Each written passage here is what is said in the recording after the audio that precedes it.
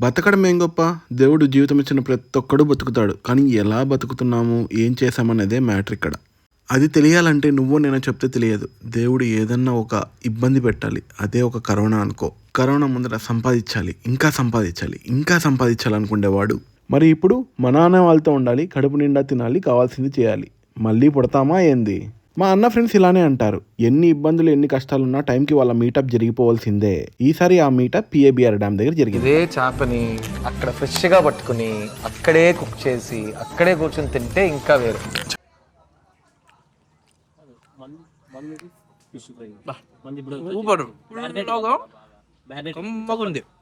వీళ్ళు మళ్ళీ ఫినాన్షియలీ రిచ్చా అంటే కాదు. They are also struggling.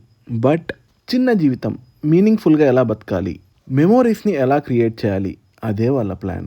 ఇక ఫన్ అంటావా, అన్లిమిటెడ్ అనుకో. హలో మై డియర్ సంచారీస్, ఇదొక బెస్ట్ వీడియో మామ. నాకైతే అసలు ప్లానే లేకుండా 1:30కి అక్కడికి వెళ్ళాం.